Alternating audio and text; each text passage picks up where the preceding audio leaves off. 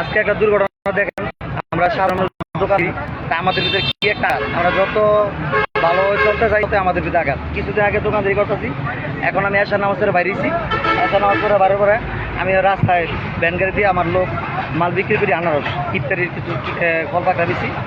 এই মুহূর্তে মিরাজ আইসা আজার আইসা আমারও বলতেছে ভাই টাকা দেন।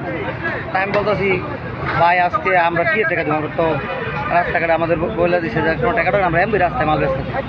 কি আর ভিতরে মনে করেন আমার এক কথা দুই কথা, ওনার হাতে একটা মোবাইল আসছিল, দাম করে আমার কাছে ঘুষা মেরে বইছে। এখন আমি প্রশাসনের হাতে বলতেছে যে অনেকজন বলতেছে ঠিক আছে তোমরা মামলার ব্যবস্থা দাও।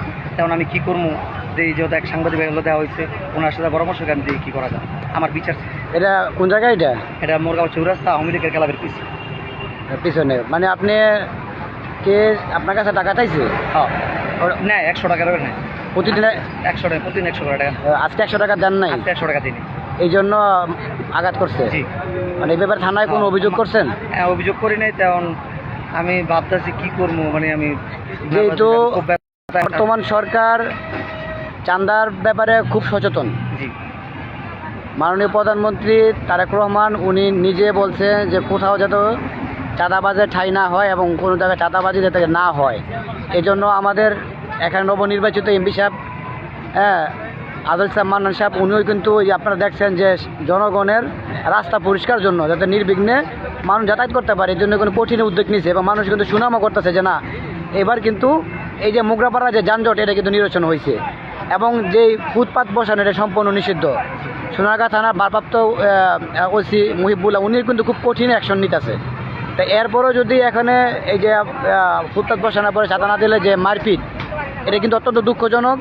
হ্যাঁ এই ব্যাপারে এটা আপনার সামনে একটা ঈদ, আমরা তো উপায় আমরা না করে পারতেছি, কিন্তু আমরা চাপাই যখন আমাদের প্রশাসন ওনারা নিজেরও বলতে চাপাই তোমরা করো, আমরা চাপাই করতাম, যত চাপাই ছিলাম সাইডে দোকানদারি করতাম। ওনার যে মারছে তার পুরো ঠিকানাটা কি বলতে পারবেন? মুরগাপাড়া ওই জায়গাটার নাম কি? হাবিবপুর। হাবিবপুর। বাপের নাম? হ্যাঁ বাপের নাম জানেন? ওনার বাবার নাম জানি না, তবে কি নাম বলছিলেন? আজার। আজার। উনি কি করে এমনি? উনি এখানে একটা ওই যে বাস আছে, উনি বাসের ভিতরে বিভিন্ন বাবা লিপ্ত থাকে। তো আজকে মনে শুনলাম যে উনি বাবা মনে খাইতে এরকম ধরনের এই আঘাতটা আমাদের টাকা পয়সা তো বাবাই খায়। আপনার নাম? আমার নাম শামীম হোসেন বাবু। বাড়ি কোথায়? কুলুকান্দি মাতেশ রেখা, রায়পুর গ্রাম। এখন আপনি কি চান? আমি সুস্থ একটা বিচার। বিচারটা কার কাছে চান? এখন আমি তাহলে থানায় জিডি করবো নাকি থানায় যাই দেখি পুলিশের কাছ থেকে বিচারটা কি পাই।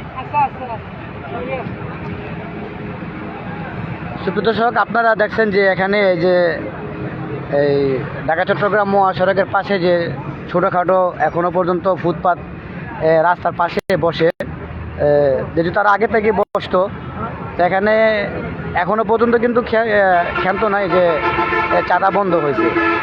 তো আজকে কিন্তু এই জায়গায় চাঁদা না দেওয়ার কারণে প্রতিদিন 100 টাকা করে নেয়, আজকে না নেওয়ার কারণে কিন্তু এই জায়গায় একজনকে মেরে আহত করা হয়েছে। এটা অত্যন্ত দুঃখজনক যে মোগরাপাড়া এখনও পর্যন্ত কি ফুটপাতে চাঁদাবাজি হয়।